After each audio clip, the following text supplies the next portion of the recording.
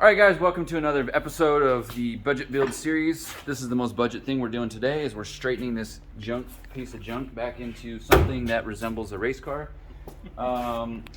This is one of the things I've been dreading doing, but I'm actually kind of excited about it. We're using the Porta Power to push things back into line. I've already showed you guys how out of shape it is, so we got things lined up. We got a special guest today, Tom. Hey. You might remember I made an episode where I went to Tom's shop and we cleaned out a bunch of his stuff, and it's still here at the shop. We've used some of it, we've sold some of it, but Tom is a S-chassis guru. Yeah.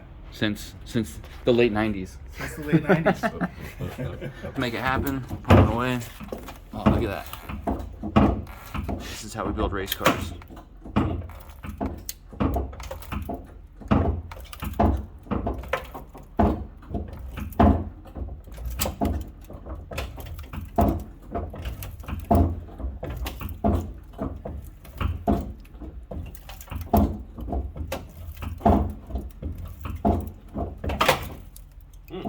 Something bad happened? No, I just heard crack and I was like, what was that? Yeah, I think this is one of those processes where it's just gonna make those kinds of noises. Yeah.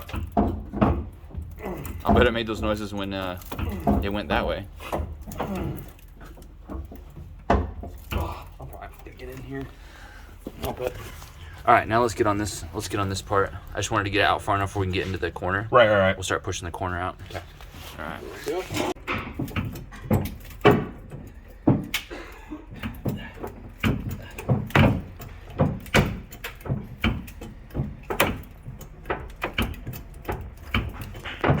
All right.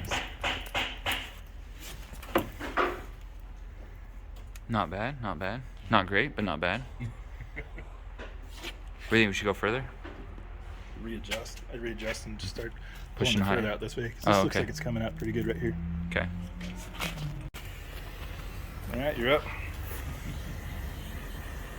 This actually came out pretty good. This was like a giant crease. It was in about, what, like 3 inches or so? And they just kept moving up and up and up and up, pushing that crease out. A little bit of this, a little bit of that. And this is all going to be covered with an over fender, so we don't need it to look perfect. We just need it to be the right shape so the over fender will fit and not look all wonky. And this was in really far, so we're getting pretty close to what we want here. Impressive. All right, we've taken the party outside. We're moving on to a whole new level of bodywork, something I've never done before, but kind of exciting.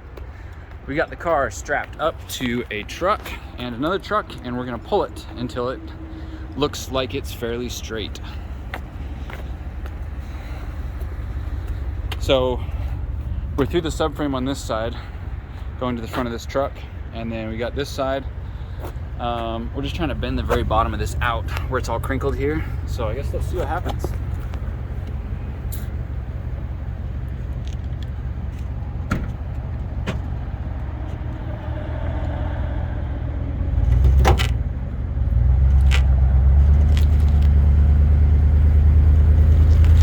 Okay, back it up a bit. I'm gonna move it. A little more, okay. All right.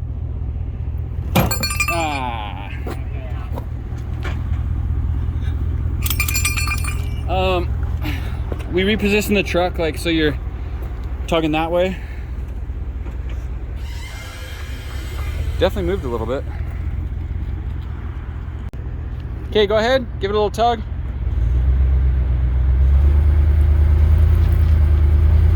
Okay. Back it up. Okay, go ahead.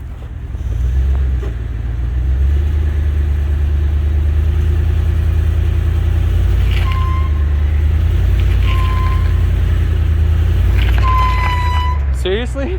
What? It's moving the big truck. Well, it's a Ford.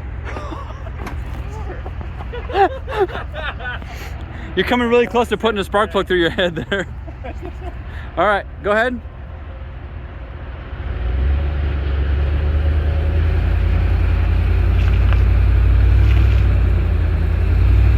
There we go.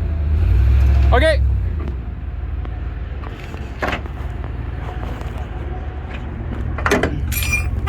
of caved that in a little bit, but it did get us, I think, close to where we want to be with that. All right, let's try tugging on the chain now. Okay.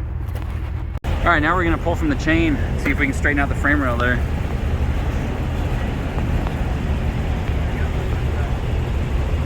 What? Oh yeah.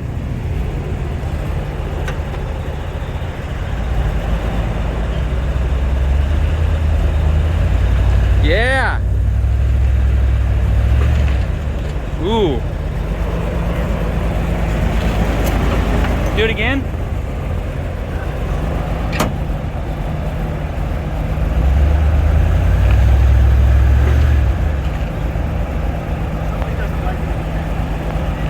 Give it a little jerk. Yeah, right like that.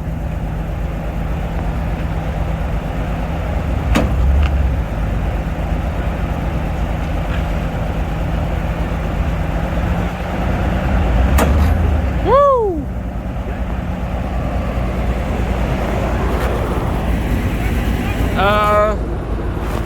I'm gonna have you put tension on it, and then I'm gonna start smacking stuff with a big hammer. Sec. We got things pretty well straightened out back here. Got this fender on with a couple of riv nuts, and looks like the taillights might actually fit in there. I got to get the lights bolted up and everything and kind of get that fitted, but we wanted to get the fenders on to know kind of how our gap was through here, if we needed to push more or anything. And this one's like really good considering it was in about 5 inches. That's really good. This side was a lot more rough, you can tell from right there, but when we get the fender on this one, there's a little bit of a gap there. So we'll get the fender mounted and then start pushing that out just a little bit. Down here's a little bit rough too, but that's all covered by the fender. So overall, like, this thing came out pretty good. I'm happy about all that. So big thanks to Tom for stopping by and helping us out. Always good to see Tom. And I'm gonna keep moving along here, see how much of this we can get done, and then we'll get back to working on the engine a little bit. But still, I'm waiting for the clutch. Clutch will be here tomorrow. I'll probably put the car up in the air too, double check the subframe, check what I need for rear brake lines, all that stuff. If I can get the brakes all hooked up, then I can bleed them and we'll actually have pedal pressure, make sure that works. And then I was also going to go through the electrical. It looks like the harness is actually all run back to here. I don't know if that's for fuel pump or what, but I think all the lights should have power. We'll get the fuel pump wired up for sure. Has a switch panel, so I was going to go through, start flipping switches and use the power probe to check and see which switches do what and what actually has power, and make sure everything's run how it should be. But like, it's actually pretty tidy harness. I might go through and zip tie it a little bit and just clean it up how I like it. But all in all, this car's not too bad. One thing I got to figure out is turn signals for this trip. Turn signals, then a switch to that heater box. But none of that's going to be too bad. Pretty simple, pretty straightforward. I'm actually really glad that I chose this car out of the stack of cars outside to build, because things are coming together pretty quick on it, and it just looks like it's going to be exactly what I needed.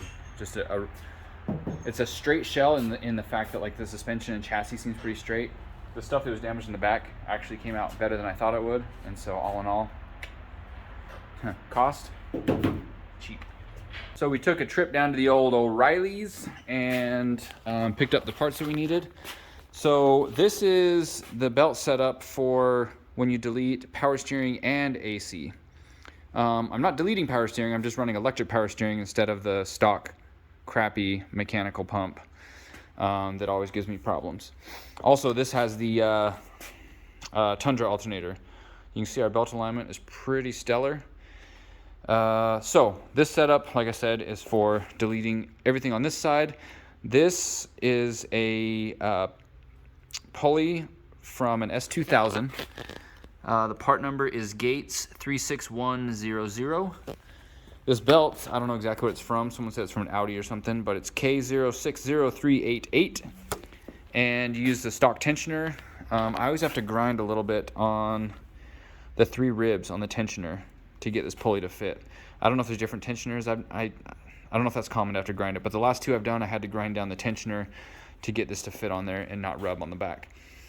The only problem I've had with both cars that I did this to is there's not much belt contact on the crank pulley. So whenever I start it, it squeals like crazy. for like the first 30 seconds or so. So we'll see when I first start this up if it squeals. Not a huge deal, but after a while, one of my cars, I think it was the Shark car, it ended up leaving like belt residue. So I carry an extra belt with me in case one of them ever shreds or has problems like that. Since this is an NA motor, I'm running the oil feed line off the sandwich plate, adapter plate, and I actually run it behind the timing belt. So it goes back through there, pops out this side, and then I'll just run it over to the turbo. And then, of course, I have oil pressure sensor. Can't leave home without it. And I think that's about all that I've done since the last update on the motor. So today we did put the one of the over fenders on. Today was our body work day. Spent a bunch of time doing body work. Got this pretty well straightened out back here. I mean, it's not perfect, but it's good enough to hang body panels on now and put taillights in it. With the over fender on, it actually looked like a car. So pretty stoked on that. Wes and I are about to grab this one and mount it up there. And then, oh yeah, that's the other thing. The trunk actually is getting close to fitting too. There's a bunch of overlap before, and now the body lines are getting closer to being where they should be. So things are coming together slowly. Also, I ordered my drive shaft today from Excessive. I did it the exact same length as that car because that is a CD009 and a 350Z diff.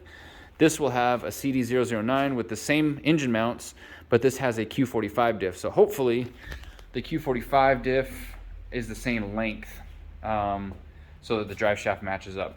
That is 46 inches in case any of you are ever building one of these and need to know the measurements. It should be the same for OEM differential and a 350Z diff. They're the same length. I'm assuming this one's the same length. So CD009 to S13 should be 46 inches.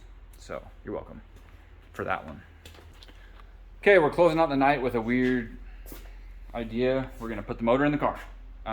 There's no transmission yet, none of that, but I want to test fit just how everything fits in here because I've never used this manifold and this turbo, and I'm kind of worried it's going to hit down there.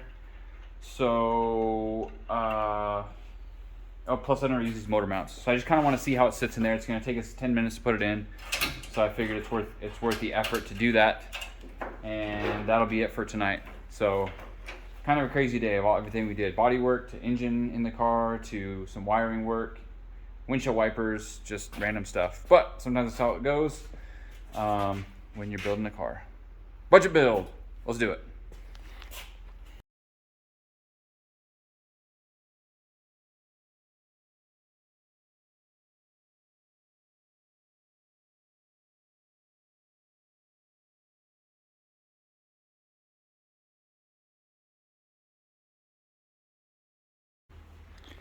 So it's the end of the night. We got the motor in the car. We literally just wanted to fit it so we could check a few things. And the first thing I noticed is the engine mounts are a little bit too high. So I'm gonna have to make some custom engine mounts. Fortunately, it looks like the turbo is gonna be in a good spot. It's really cool having a low mount turbo like that. That's kind of a cool manifold. I think we'll have room for the wastegate. It's way down there. But Wes was pointing out that we're gonna have like a super tight 90-degree off of there. I don't think it'll be a problem, but it's just gonna be really tight, and it's gonna be close to the brake line. So we'll have to do some heat shielding and stuff down there. Man, everything else looks pretty good though. Fits in here pretty well. Just standard 2JS chassis stuff. But that's it for tonight. So we're gonna close out the video. Thanks for watching, guys. Thanks for keeping us company on these late nights when we're working on this car. And please comment, like, subscribe if you're into it, and share the video if you like it. It's just this is something we're passionate about, and I enjoy doing it and enjoy documenting the process. So if you got any questions about this project or your specific project or anything related to it, let me know in the comments and I'll try and reply when I see it. So thanks for watching, guys. Bye.